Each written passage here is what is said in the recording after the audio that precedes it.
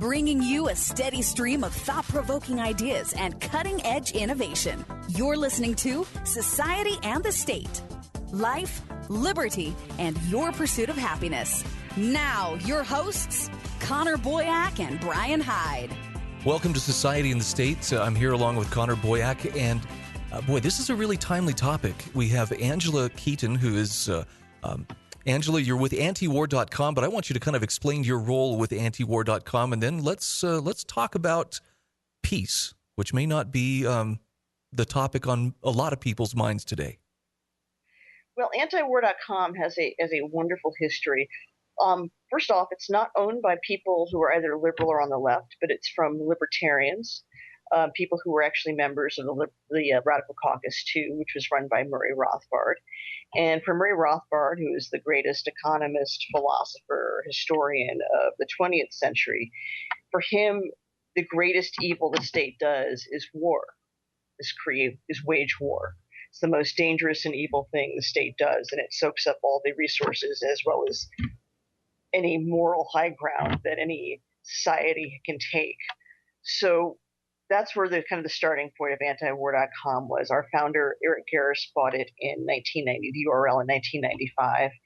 And by 1999, it had achieved quite a bit of notice. And before 2001, had actually been the subject of a San Francisco Examiner piece on the anti-war right, as it was sort of called. Now, libertarians are a little more complex than left or right, and people would put us in different places on the spectrum. I come from a libertarian background.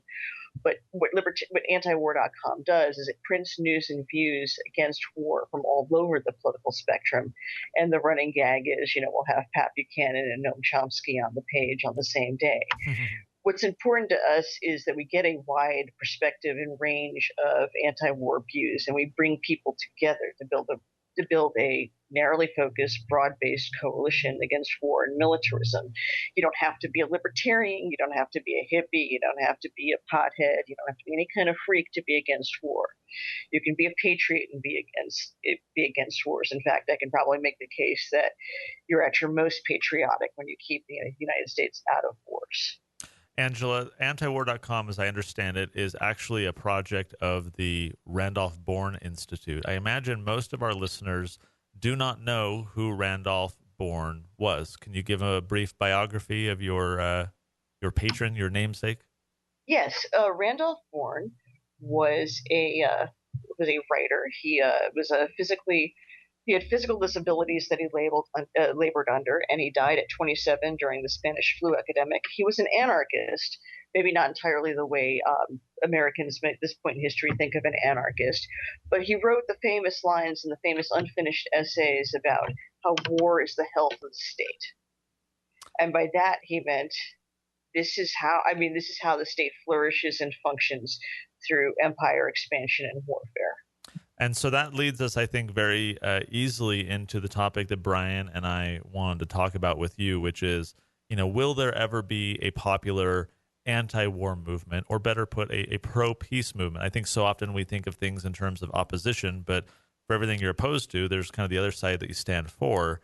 So talking about if there will ever be a popular peace movement, let me transition from that quote. You mentioned that Randolph Bourne is well known for the quote, war is the health of the state. So my question to you is, the state has, and of course our listeners, I think, know by state, we don't mean like the state of Louisiana, right, or the state of Texas. This is just kind of a generic term for government that has a monopoly of force within a certain, territorial jurisdiction, right? So the state has a monopoly of force. The state has taxation power. The state has seemingly infinite resources, and if it runs out of them, it prints more and steals more and makes more.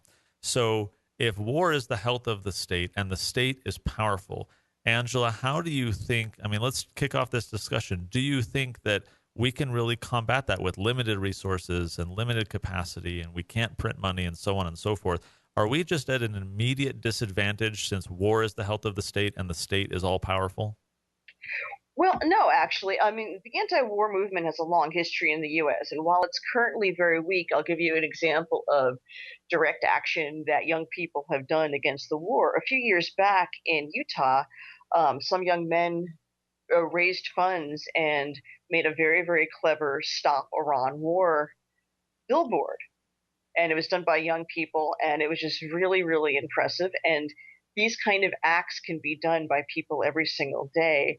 My outreach isn't necessarily, while I do help organize a libertarian peace camp, my what my primary outreach was, at least at the beginning of this decade, was to people of faith, bringing in people of faith, people who are often sometimes ignored by certain elements of the anti-war movement. Now, just to clear up a couple of misconceptions, up until about 2000 through 2007 to 2009, liberals played a role in the anti-war movement, and I'm distinguishing American liberals from the American left. The American left is a fairly small, but mostly cohesive anti-authoritarian movement. Now, we may not agree with goals in terms of socialism and so on, but they tend to be anti-authoritarian, and their commitment against empire it sticks regardless of who's in power or who's in office. Liberals, however, they enjoy being members of the anti-war movement, or at least they enjoyed being members of the anti-war movement when George Bush was in office. And in this case, nationalists and neoconservatives were correct to say that it wasn't an anti-war movement as such as an anti-George Bush movement, and which meant it really had no solid principles against violence, against occupation, against torture, against just general militarism in our culture.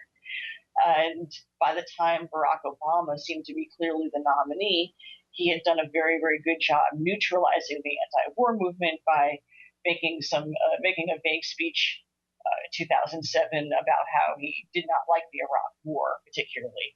But he was very clear on the fact that the Afghanistan war was the good war. And of course, to this day, long after Obama's gone, his regime is over, but the U.S. occupation in Afghanistan continues.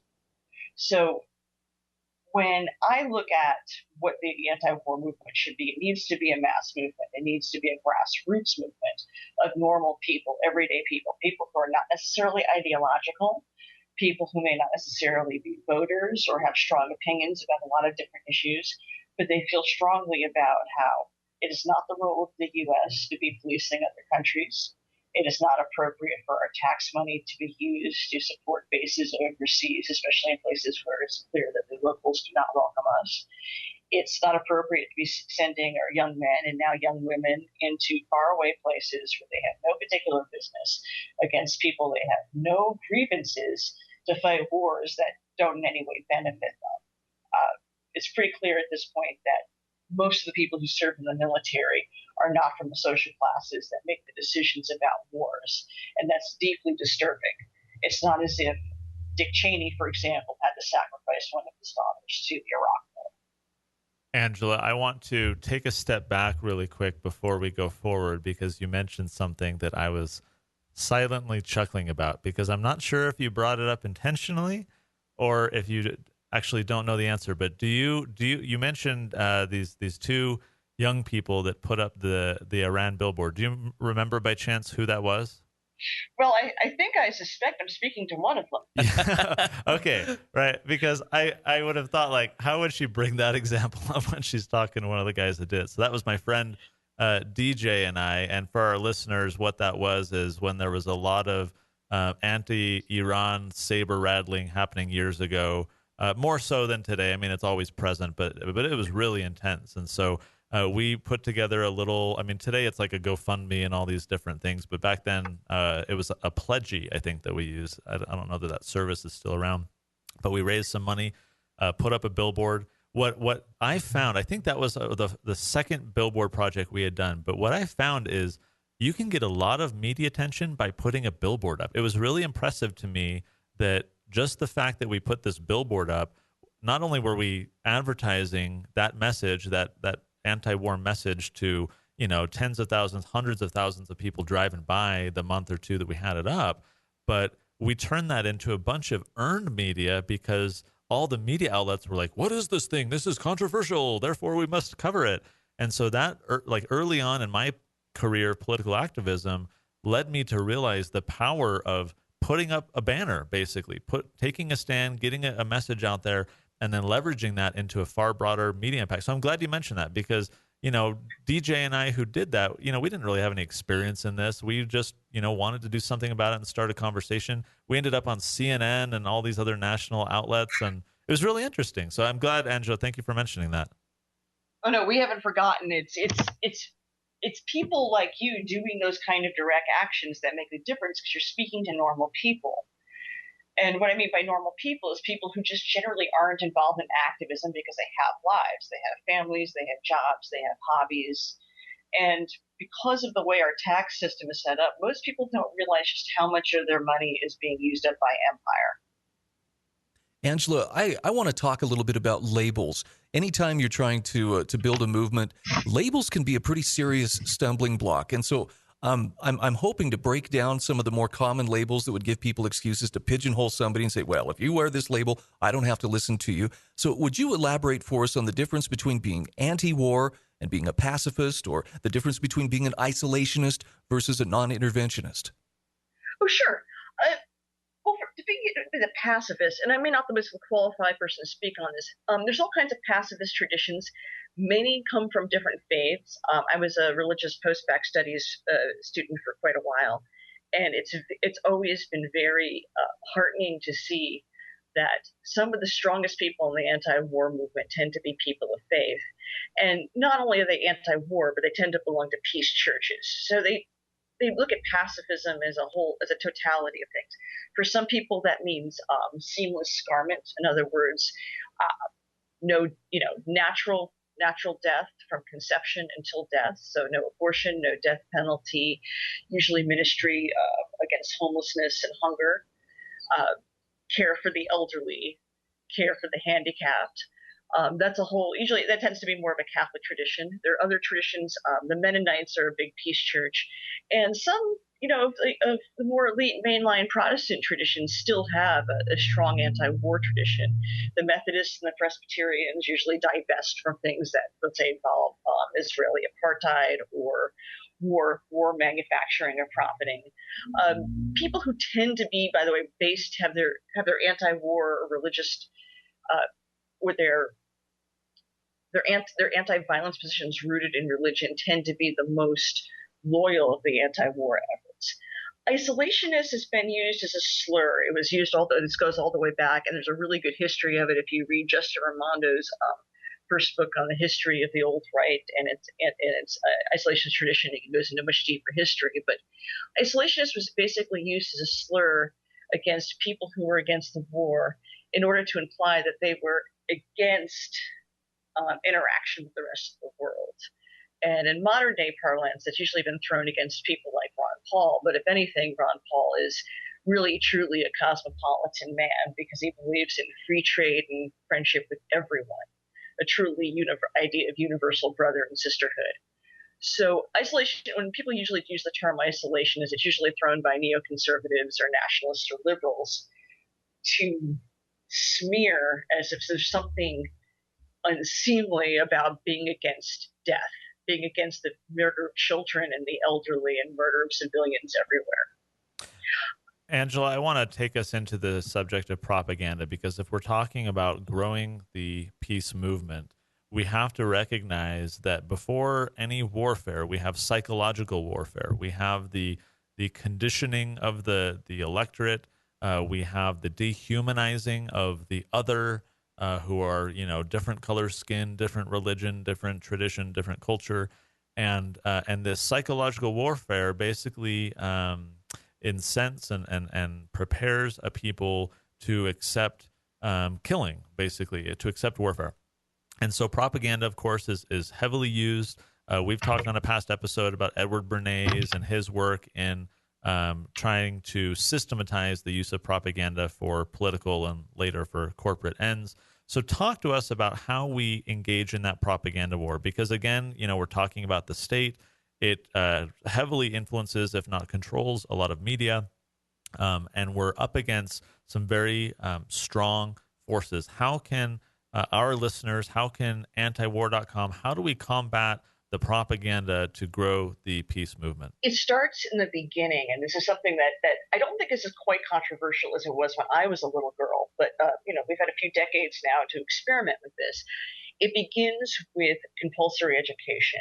In the U.S., children between the ages of 5 and 7 are basically by force of law directed into a system where they're institutionalized during the day from anywhere from 9 to 12 or the 9 months to the entire year. And that sounds like a rather strange thing to do, because it basically sounds like it's kidnapping and children prison daycare. But parents do this unthinkingly, and it's not their fault. For quite some time now in the U.S., we think it's normal to send children to an institution where they learn certain things. For example, one of the things they do is they learn to make a salute to the flag, and that's controversial for many reasons. First of all, that the flag is a graven image to many. It's not something that it's a piece of cloth. It's not necessarily something that should be revered. But also to many, many people, both in the U.S. and around the world, that's a flag of death. To Native Americans, it's a flag of genocide. To people in Iraq, that's a flag of occupation and murder. You can ask all the peoples in Latin America and Southeast Asia and all over about what that flag means. So when you send a 5-year-old to start making a pledge to that flag and begin to repeat the propaganda of what the state wants, and then they are indoctrinated within the civil religion, where they learn that Thomas Jefferson was a great man, even though he was a slaveholder and a rapist, or they learn that there was something particularly revolutionary about the revolution, even though the same people who were in charge in the beginning were the same people in the charge after the revolution. So it's hardly revolutionary. And it's also steeped in these ideas of classical liberalism, which were built around the idea that a very, very small group of English, Scottish men have a right to life, liberty, and property. And while that's revolutionary in the sense of the idea that there could be human beings who have a right to life, liberty, and human property, that really wasn't extended to very many people.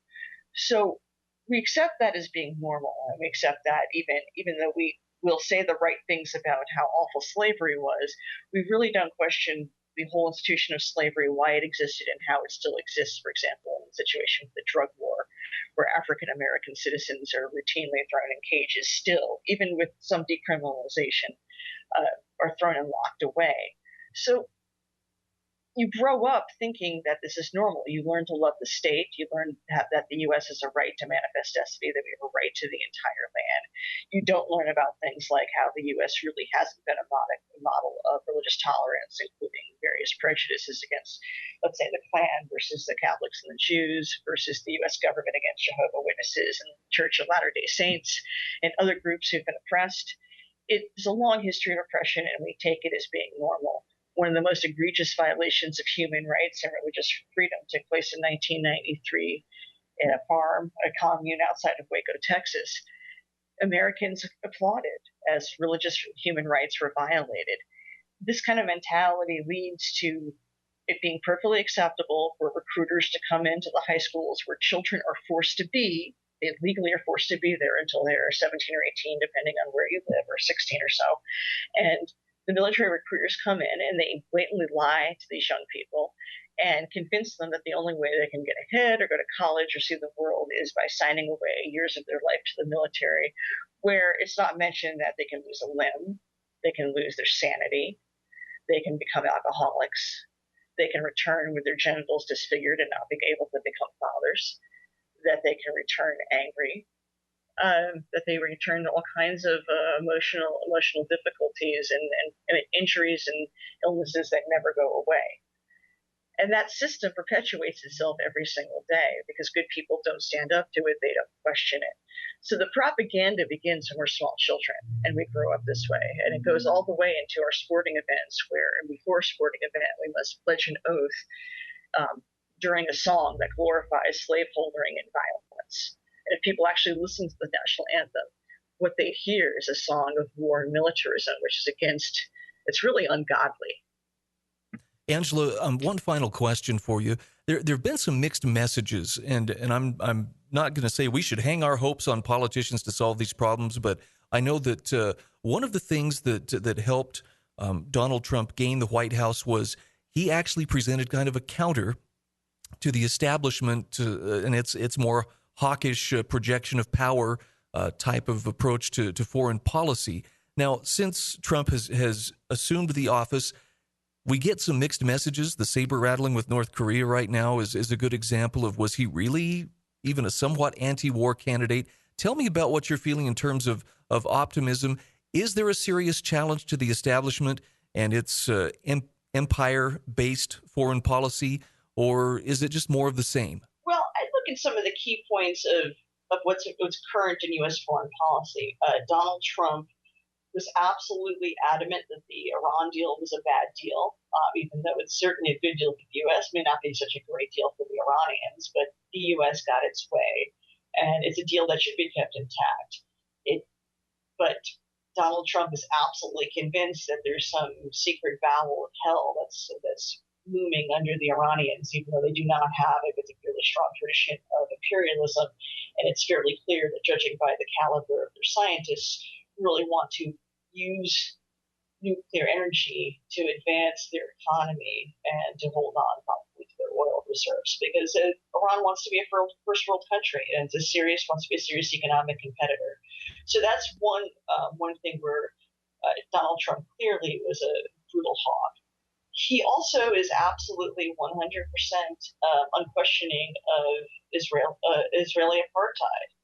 He made some blabberings about being an honest broker, but he's very, very clear that he stands on the side of Benjamin Netanyahu and the Likud government, which is a far-right theocratic government that is engaging in a slow genocide against the Palestinians. Angela, the sad thing I think that we face is that, again, if war is the health of the state and the state is as powerful as it is, it seems like organizations like yours will, fortunately for you and others involved, we'll always have business. We'll always have opportunity. But I think the importance, the opportunity is that we don't just need to depend on a few organizations and a few people to do this. This is something that all people can espouse. I think if we operate from a position of love and, like you said, kind of with Ron Paul, this cosmopolitan, united brotherhood, etc., this is definitely something I think to which we can all aspire, both in our neighborly relations, but then around the world. And I'm glad we could talk about propaganda. I think social media plays a part too. I think the ability to democratize information inputs and be able to see past the state's narrative, especially using international media to get a different perspective, is so key. So there's so much more we can talk about. You guys are a wealth of knowledge and information. We will link to your organization and the website on our show notes page today, which is societyinthestate.com/41. Would encourage everyone to go, subscribe to the, feeds and the social media platforms of antiwar.com. Great organization. And Angela, thanks again for spending some time with us today. Thank you so much. Thanks for listening to Society and the State. For show notes, archives, and more great content, visit societyandthestate.com.